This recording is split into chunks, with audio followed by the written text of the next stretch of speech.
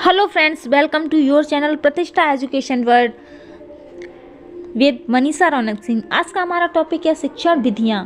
ठीक है, teaching method, कौन कौन सी विधियाँ होती हैं, कितनी विधियाँ होती हैं, वो सारी आज हम इस वीडियो में पढ़ेंगे। उनके बारे में सारी डिटेल जानेंगे, किस विधि में क्या होता है, कौन सी विधि किससे रिलेटेड होती है, उसमें क्या सिखाया जाता है, कौन सी विधि किस विधि के अपोजिट है, कौन सी विधि किस विधि से रिलेशन मतलब उससे संबंधित है, वो सारी चीज़ों को आज हम सीखेंगे। हमारे साथ बने रहिए। ठीक है, अभी तक आपने हमारे चैनल को सब्सक्राइब नहीं किया, सबसे पहले तो आप हमारे चैनल को सब्सक्राइब कीजिए, वीडियो को लाइक ज़रूर कीजिए और ज़्यादा से ज़्यादा शेयर कीजिए। उससे भी इम्पोर्टेंट बात क्या है, सबसे ज़्यादा इम्पोर्टेंट ये है कि वीडियो को पूरा लास्ट तक ज़रूर देखिएगा। आप बीच में अधूरा ही छोड़ जाते हो, वही सबसे बड़ी गलती करते हो। क्यों? क्योंकि सभी को पता है, आप लोग सब भाई होशियार हो, इंटेलिजेंट हो कि अधूरी जानकारी घातक होती है, अधूरी जानकारी किसी काम की नहीं रहती है। इसलिए वीडियो को पूरा लास्ट तक ज़रूर देखिए, जिससे आपको एक ही वीडियो में सारी चीज़ का सॉल्यूशन मिल जाएगा। आपको बार बार कोई और वीडियो देखने की ज़रूरत नहीं पड़ेगी। आगमन विधि, निगमन विधि, प्रोजेक्ट विधि, प्रत्यक्ष, विश्लेषण, संश्लेषण, व्याख्यान, अनुकरण, मॉन्टेसरी, डाल्टन और भाषा संसर्ग, इन सारी विधियों के बारे में जो भी डिटेल है वो सारी जानकारी आपको आज इस वीडियो में हम देंगे। कौन सी विधि किसके अपोजिट है, कौन सी विधि किससे संबंधित रखती है, किस विधि के प्रतिपादक कौन है, किस विधि के जनक कौन है, किस विधि को किस नाम से जाना जाता है, वो सारी चीज़ें आज हम इसमें पढ़ेंगे। तो सबसे पहले देख लेते हैं कि कितनी विधियाँ हैं। सबसे पहले नंबर पर है आगमन विधि, सेकंड है निगमन, थर्ड है प्रोजेक्ट विधि, फोर्थ है प्रत्यक्ष विधि, फिफ्थ विश्लेषण विधि, सिक्स संश्लेषण विधि, सेवन व्याख्यान विधि, एट्थ अनुकरण विधि, नाइन मॉन्टेसरी विधि, 10 डाल्टन विधि और नंबर 11 पर है भाषा संसर्ग विधि। हमारे साथ बने रहिए, वीडियो को पूरा ज़रूर देखिए, आपको एक ही वीडियो में सारी जानकारी दे दी जाएगी। प्लीज़ कंटिन्यू कीजिए, आप हमारे साथ बने रहिए, हमें कोऑपरेट कीजिए, आपकी हमें बहुत ज़रूरत है। चलो आगे बढ़ते हैं, अपनी पढ़ाई शुरू करते हैं। फर्स्ट विधि है हमारी आगमन विधि। आगमन विधि के जनक हैं मिस्टर अरस्तु। आगमन विधि के जो जनक हैं, जो प्रतिपादक हैं, वो है मिस्टर अरस्तु। इन्होंने इस विधि को दिया है। इसके बारे कैसे है ये विधि, क्या है, ये है इस विधि में सीधे अनुभवों, उदाहरणों और प्रयोगों का अध्ययन करके नियम निकाले जाते हैं। ठीक है, आगमन विधि क्या होती है, हमें अपनी लाइफ में जैसे अनुभव है किसी चीज़ का, या हमें कोई उदाहरण दे दिया जाता है, या हमें कोई एक्सपेरिमेंट करना होता है, उसको करके फिर उससे हमें उसके नियम निकालने होते हैं, वो होती है आगमन विधि। यानी कि ये एग्जाम्पल टू रूल चलती है। ये आगमन विधि जो है वो एग्जाम्पल टू रूल चलती है। यह विधि उदाहरण से नियम की ओर चलती है। ठीक है, एग्जाम्पल टू रूल चलती है ये विधि। यह शिक्षण विधि छात्र केंद्रित होती है। आगमन विधि कैसी होती है, छात्र केंद्रित होती है। क्वेश्चंस कई बार आया है एग्जाम में, वह कौन सी विधि है जो चाइल्ड सेंटर्ड होती है, छात्र केंद्रित विधि कौन सी है, तो वह है आगमन विधि, जो विद्यार्थियों को करके सीखने पर बल देती है। इस तरह से भी क्वेश्चन आया है कि वह कौन सी विधि है जो करके सीखने पर बल देती है, तो वो आगमन विधि है। याद रखिएगा इस चीज़ को, कॉपी पेंसिल निकालिए, नोट कीजिए, अपने हाथ से नोट्स बनाइए। उससे क्या होगा, जो आप लिखोगे वह भी आपके माइंड में रहेगा। और इमरजेंसी टाइम में जैसे कोई चीज़ भूल जाते हो तो फटाफट से आप अपने नोट्स निकाल करके उसे रिवाइज कर सकते हो। ठीक है, बने रहिए हमारे साथ।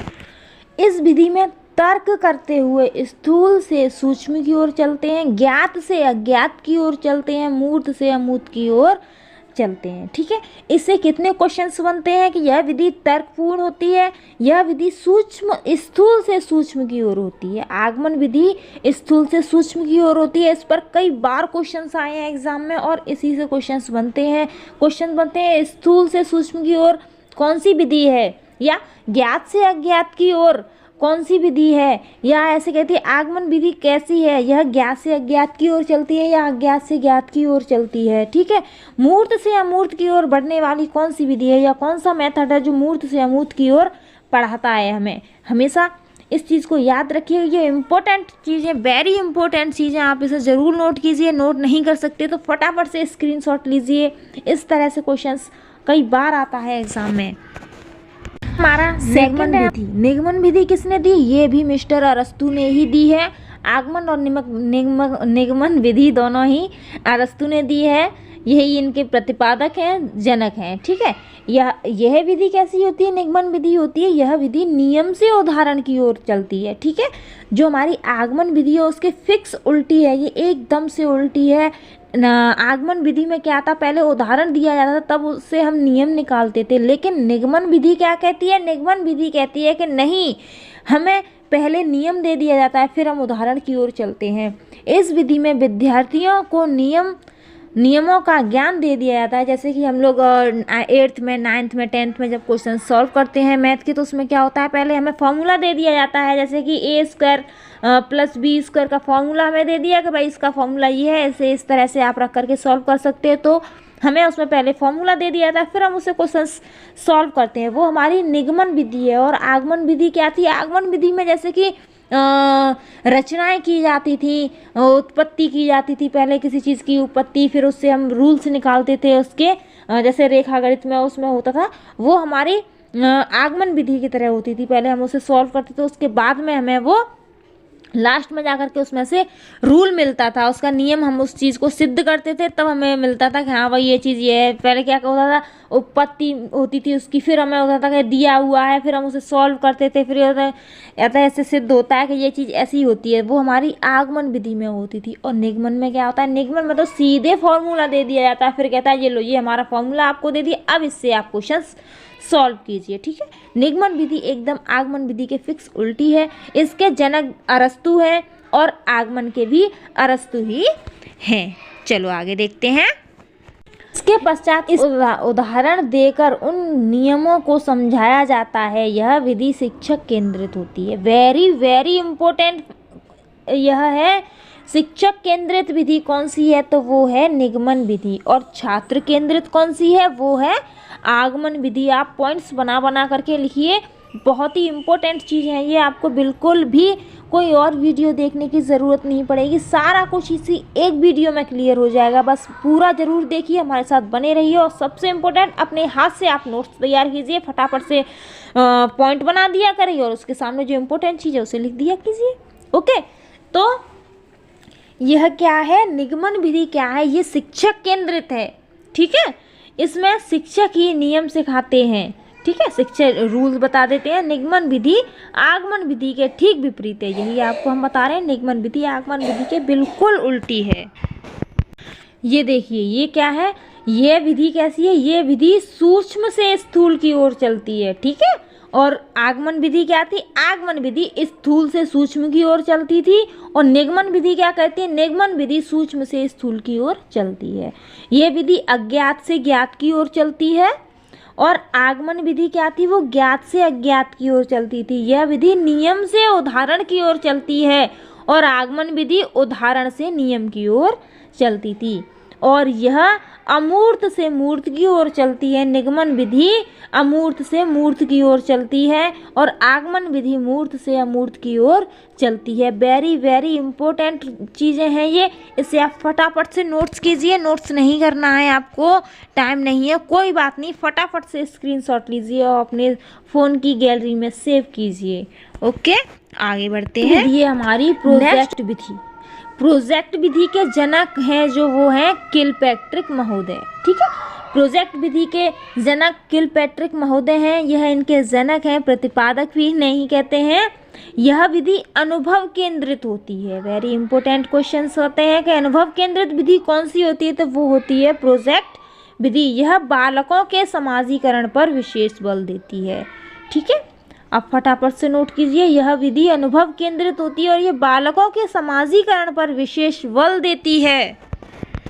इस विधि में विद्यार्थी स्वतंत्र रूप से कार्य करता है एवं अपनी समस्याओं का हल अपने स्वयं के विचारों पर आधार पर करता है। ठीक है, इस विधि में विद्यार्थी स्वतंत्र होता है, एकदम फ्री होता है। फ्री का मतलब ये नहीं उसे कोई काम नहीं करना है, इसका मतलब ये है कि वो खुद ही उस चीज़ को सॉल्व करने के लिए स्वतंत्र होता है। कुछ भी करें, लेकिन हमें इस क्वेश्चंस का सॉल्यूशन निकालना है, वह अपनी समस्या का हल खुद अपने तरीके से निकाल देता है। यह होती है प्रोजेक्ट विधि।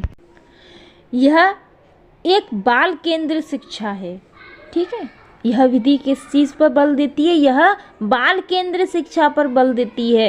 इस विधि में विद्यार्थी सक्रिय रहते हैं, क्रियाशील रहते हैं। वो तो रहेंगे क्योंकि खुद ही अपनी प्रॉब्लम का सॉल्यूशन निकाल रहे हैं, तो वो सक्रिय ही रहेंगे। समूह में रहकर कार्य करना सीखते हैं, इससे उनमें आत्मविश्वास पैदा होता है। जैसे कि बच्चों को प्रोजेक्ट दे दिया जाता है आजकल स्कूलों में, ये मेथड बहुत ज़्यादा अप्लाई होता है। कोई प्रोजेक्ट दे दिया जाता है बच्चों को, उसमें 4-5 बच्चों को ऐड कर दिया जाता है, 5 बच्चों को ये प्रोजेक्ट सॉल्व करके लाना, ये प्रोजेक्ट बना करके लाना। तो क्या होता है, 5 बच्चे इकट्ठे होकर के उस प्रोजेक्ट पर काम करते हैं, अपने हिसाब से उस मेथड को, उस चीज़ को तैयार करते हैं और उसे ले जाकर स्कूल में दिखाते हैं। तो वही विधि है ये, ठीक है। यह बाल केंद्रित शिक्षा होती है। इसमें जो स्टूडेंट होते हैं वो सक्रिय रहते हैं और समूह में रह करके कार्य करते हैं। इससे क्या होता है, उनका जो आत्मविश्वास है वो बढ़ता है कि हाँ, हम इस चीज़ को कर सकते हैं या किस तरह से हम चीज़ इसे सॉल्व कर सकते हैं। 4th विधि है प्रत्यक्ष विधि, डायरेक्ट मेथड।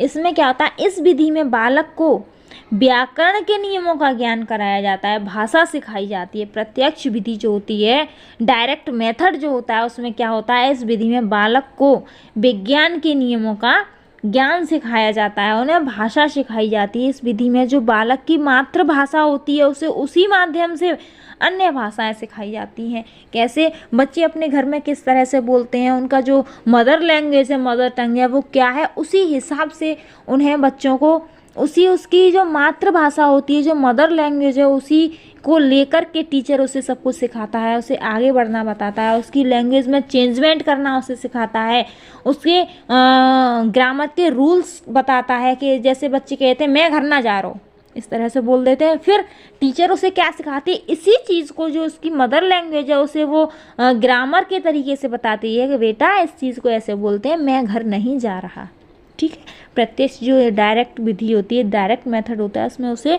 भाषाओं का ज्ञान सिखाया जाता है। इस विधि में वार्तालाप के माध्यम से अधिक सीखने पर बल दिया जाता है, ठीक है, जिससे वह प्राकृतिक रूप से सीख सकें। इस विधि में श्रव्य दृश्य सामग्रियों का प्रयोग किया जाता है। प्राथमिक कक्षाओं हेतु यह विधि अत्यधिक उपयोगी है, ठीक है। इस विधि में क्या होता है कि वार्तालाप बहुत अधिक होता है, क्योंकि बच्चों से बात करेंगे हम, या बच्चे आपस में बात करेंगे, हम बच्चे से कुछ कह रहे हैं, बच्चा हमसे कुछ कह रहा है, इसी तरह से तो बच्चा सीखेगा कि किसी से किस तरह से बात करते हैं, वो अपने घर में किस लैंग्वेज को यूज़ कर रहा है और उसको हम किस तरह से डेवलप कर सकते हैं, इससे वह प्राकृतिक रूप से सीखते हैं। इसमें क्या होता है, श्रव्य दृश्य सामग्रियों का भी प्रयोग किया जाता है, जैसे कि टीवी है, कंप्यूटर है, मतलब जो देखने की चीज़ें होती हैं, सुनाने की चीज़ें होती हैं, उन सारी चीज़ों को क्लास में यूज़ किया जाता है, जिससे बच्चे बहुत आसानी से सीख जाते हैं। अब देखिए 5th विधि है विश्लेषण विधि, एनालिसिस मेथड। इसके जनक कौन है, इनके जनक है हेनरी एडवर्ड आर्मस्ट्रॉन्ग, ठीक है। विश्लेषण विधि के जनक प्रतिपादक वो हैं हेनरी एडवर्ड। विश्लेषण विधि क्या कहती है, विश्लेषण विधि कहती है इस विधि में समस्याओं को छोटे छोटे भागों में बांटकर उनका अध्ययन एवं समीक्षा करते हुए हल निकाला जाता है, ठीक है। विश्लेषण विधि क्या कहती है कि कोई जैसे कोई बहुत बड़ा क्वेश्चन है, बच्चे उसे सॉल्व नहीं कर पा रहे हैं, तो उसे वो कैसे सॉल्व करते हैं। जैसे कि आजकल इंग्लिश बहुत चर्चे में चल रही है, इंग्लिश मीडियम स्कूल हो गए हैं, बच्चों को लैंग्वेज घर में वो किस लैंग्वेज को यूज़ करते हैं और उन्हें इंग्लिश मीडियम में एडमिशन करा दिया तो उससे बहुत प्रॉब्लम होती है उस लैंग्वेज को सीखने में, उन चीज़ों को सॉल्व करने में। बड़े बड़े सेंटेंसेस होते हैं, उन्हें बच्चा नहीं कर पाता है, तो उसके लिए क्या किया जाता है मुझे नहीं पता स्कूलों में किस तरह से पढ़ाया जाता है, लेकिन मैं अपने तरीके से जो बच्चों को घर में पढ़ाती हूँ, ट्यूशन देती हूँ, तो क्या होता है बड़े बड़े सेंटेंसेस को मैं छोटे छोटे टुकड़ों में डिवाइड कर देती हूँ कि इसे अब पहले इस वाले को सॉल्व कर लो, फिर इसे पढ़ना, फिर इसे पढ़ना, फिर इसे पढ़ना, फिर इसे पढ़ना, उसके बाद में सबको मिक्स करके पढ़ना। तो बहुत अच्छे से सीख जाते हैं बच्चे, बहुत कुछ सीख जाते हैं। जैसे कोई बड़ी बड़ी स्पेलिंग्स होती हैं, बच्चे नहीं लर्न कर पाते हैं, तो मैं उन छोटी छोटी स्पेलिंग्स को भी 2-2 वर्ड में डिवाइड कर देती हैं, फिर बच्चे को लर्न कराती हैं, पहले इसे लर्न करो, फिर इसे लर्न करो, फिर इन्हें, फिर इन्हें, फिर इन्हें, फिर उसके साथ में एक साथ सारी स्पेलिंग को लर्न करो, बच्चा सीख जाता है। तो यही विधि है, इसमें यही बताया जा रहा है कि किसी भी बड़ी समस्या को छोटे छोटे टुकड़ों में डिवाइड कर दिया जाता है, फिर उन चीज़ों को सीखा जाता है। यही हमें विश्लेषण विधि सिखाती है। नेक्स्ट हमारी 6 विधि है संश्लेषण विधि, सिंथेसिस मेथड। इसके जनक कौन है? इसके जनक भी हेनरी एडवर्ड आर्मस्ट्रॉन्ग है। ठीक है, संश्लेषण और विश्लेषण दोनों विधियों के जो जनक हैं, जो प्रतिपादक हैं, वो हेनरी एडवर्ड आर्मस्ट्रॉन्ग हैं।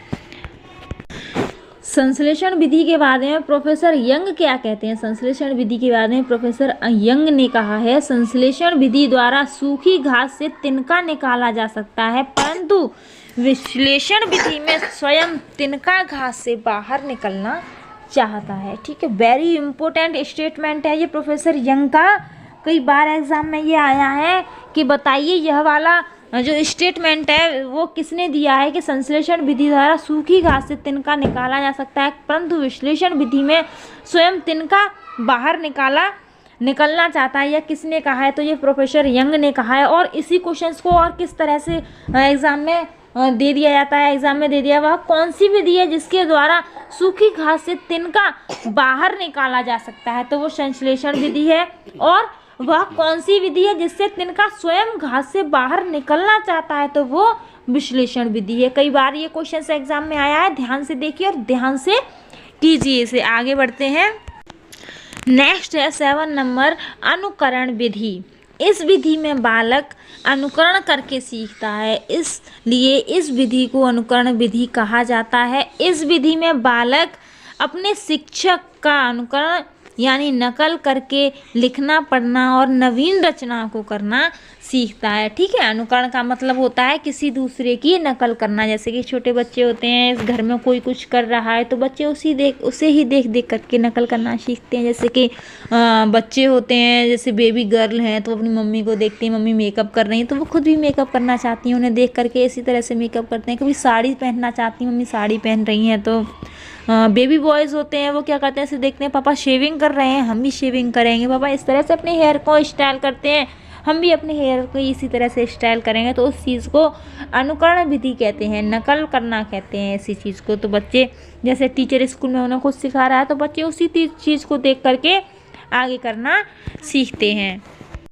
अनुकरण विधि में क्या होता है? इस विधि के अंतर्गत बालक शिक्षक के उच्चारण को सुनकर वाचन करना सीखता है। पहले शिक्षक बोलता है, फिर बच्चे उसका अनुसरण करते हैं। ठीक है, वही मैंने अभी बताया है आपको, यही चीज़ कि जैसा टीचर स्कूल में करता है बच्चे उसी को देख देख करके करते हैं। अगर टीचर बुक पढ़ा रहा है, कहता है मेरे पीछे पीछे बोलो, तो टीचर कोई बोल देता है किसी वाक्य को, फिर उसी वाक्य को बच्चे बोलते हैं। या जैसे कि मैथ में होता है तो मैथ में बहुत सारे डायग्राम होते हैं जो बच्चे नहीं बना पाते हैं, तो टीचर उन्हें बताता है कि पहले इस तरह से एक बॉक्स बना लो, फिर एक और बॉक्स बना लो, यहाँ से यूँ इन्हें इस तरह से यूँ मिला दो तो ये आपका घन हो गया, घनाभ हो गया, क्यूब हो गया, क्यूबॉइड हो गया।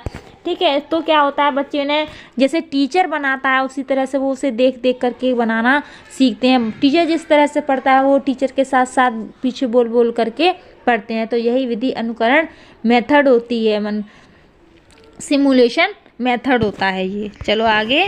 नेक्स्ट 8th नंबर है व्याख्यान विधि। वेरी वेरी इम्पोर्टेंट मेथड है ये। व्याख्यान विधि में किसी तथ्य विषय की व्याख्या की जाती है। व्याख्यान विधि को शिक्षण की सबसे प्राचीनतम विधि मानी जाती है। ये सबसे प्राचीनतम विधि मानी जाती है। ये क्यों? क्योंकि इसमें किसी भी चीज़ की व्याख्या की जाती है। इस विधि में शिक्षक की भूमिका प्रमुख होती है, इसलिए इसे शिक्षक केंद्रित शिक्षण विधि माना जाता है। इसमें शिक्षक की भूमिका महत्वपूर्ण होती है। क्यों? क्योंकि जैसे बड़े बड़े कॉलेजेस होते हैं तो उनमें क्या होता है, शिक्षक लेक्चर दे रहा होता है और बच्चे उसे बैठ करके सुन रहे होते हैं। ये शिक्षक केंद्रित विधि होती है। ठीक है। नेक्स्ट 9 नंबर की है मारिया मॉन्टेसरी विधि। Very very very important method है ये। मारिया मॉन्टेसरी इटली की एक चिकित्सक तथा शिक्षा शास्त्री थे।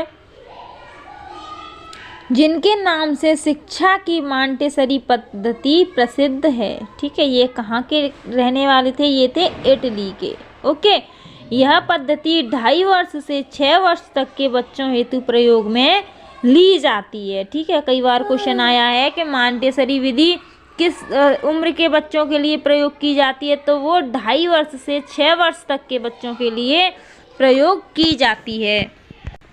नेक्स्ट, ये क्या कह रही हैं? क्या है इसमें? मारिया मॉन्टेसरी विधि में इसका विकास डॉक्टर मारिया द्वारा रूस विश्वविद्यालय में मंदबुद्धि बालकों की चिकित्सा हेतु किया गया था। उनकी शिक्षा हेतु किया गया, जो कुछ समय के बाद सामान्य बुद्धि के बालकों के लिए भी शिक्षा में उपयोग में लाई गई। ठीक है, मारिया मॉन्टेसरी विधि किस चीज़ में प्रयोग की गई थी? यह डॉक्टर मारिया द्वारा रूस के विश्वविद्यालय में मंदबुद्धि बालकों के लिए प्रयोग की गई थी ये विधि। ठीक है, नेक्स्ट 10 नंबर मेथड है, 10वीं विधि है डाल्टन विधि। डाल्टन विधि के जो जनक, जो प्रतिपादक है, वो है कुमारी हेलेन पार्कहर्स्ट। ठीक है, डाल्टन विधि के जो जनक हैं वो हैं कुमारी हेलेन पार्कहर्स्ट। डाल्टन विधि क्या कहती है? डाल्टन विधि कहती है इस विधि में एक अध्यापक द्वारा छात्रों को कुछ निर्धारित कार्य या असाइनमेंट के रूप में दे दिए जाते हैं, जिन्हें विद्यार्थी को दिए हुए समय के भीतर करके देना होता है। डाल्टन विधि जैसे हमारी जो प्रोजेक्ट विधि थी, लगभग उसी हिसाब से है। उसमें भी टीचर एक प्रोजेक्ट दे दिया जाता था, बच्चों को दे देते थे, फिर उनमें 4-5 बच्चों का ग्रुप बना देते थे, फिर कहते थे अब इसे आपको प्रोजेक्ट को कंप्लीट करके लाना है। बस उसी तरह से ये डाल्टन मेथड है, थोड़ा सा इधर उधर है वरना उसी तरह से इसमें अध्यापक द्वारा छात्रों को कुछ निर्धारित समय के लिए एक असाइनमेंट दे दिया जाता है और कह दिया जाता है इसे इतने दिनों के अंदर इसे आपको कंप्लीट करके स्कूल में डिपॉजिट करना। 11 नंबर की विधि है भाषा संसर्ग विधि, लास्ट है यही, बस इसके बाद में खत्म सारी विधियाँ। यह एक व्याकरण शिक्षण की विधि है। ठीक है, यह विधि कैसी है? व्याकरण शिक्षण की विधि है। इस विधि में रचनाओं के माध्यम से व्याकरण का ज्ञान दिया जाता है। प्राथमिक कक्षाओं हेतु यह विधि काम में ली जाती है। इस विधि के द्वारा छात्रों को अच्छे लेखन की पुस्तकों के माध्यम से व्याकरण का ज्ञान दिया जाता है। ठीक है, भाषा संसर्ग जो विधि है उसमें क्या होता है? बच्चों को व्याकरण का ज्ञान दिया जाता है कि किस तरह से हमें व्याकरणों के नियमों का प्रयोग करना चाहिए, किस तरह से किस चीज़ के बाद क्या चीज़ आती है। इस विधि के द्वारा छात्रों को अच्छे लेखन की पुस्तकों के माध्यम से व्याकरण का ज्ञान दिया जाता है। ये हो गई हमारी सारी विधियाँ, 1 से लेकर के 11 तक यही सारी विधियाँ होती हैं। इसी से रिलेटेड सारे क्वेश्चन आते हैं। आपको और कहीं भी कोई भी वीडियो देखने की बिल्कुल भी ज़रूरत नहीं पड़ेगी। अगर आप ध्यानपूर्वक इसी वीडियो को अपने माइंड में रखिए, सारे क्वेश्चंस जो भी हैं वो इन्हीं विधियों से आते हैं। क्वेश्चन जो आते हैं वो जो मैंने आपको जो थ्योरी जिस तरह से पढ़ाई है, इन्हीं में से क्वेश्चंस बना करके एग्ज़ाम में दिए जाते हैं। आप ध्यान से पढ़िएगा। ठीक है, वीडियो को देखने के लिए थैंक यू सो मच। अगर अभी तक आपने हमारे चैनल को सब्सक्राइब नहीं किया है तो प्लीज़ सबसे पहले चैनल को सब्सक्राइब कीजिए, ज़्यादा से ज़्यादा शेयर कीजिए और वीडियो को लाइक किए बिना बिल्कुल भी मत जाइए। इसके लिए आपसे बिल्कुल भी कोई पैसा चार्ज नहीं लिया जाता है, बस आपको एक क्लिक ही तो करना है। उसमें भी आप लोग कंजूसी कर जाते हो, वीडियो पूरी देख लेते हो, ना तो उसे लाइक करते हो ना शेयर करते हो। सबसे बड़ी चीज़, आप चैनल को सब्सक्राइब नहीं करते हो। बिल्कुल भी आपसे किसी भी चीज़ के लिए कोई भी पैसा नहीं लिया जा रहा है, बस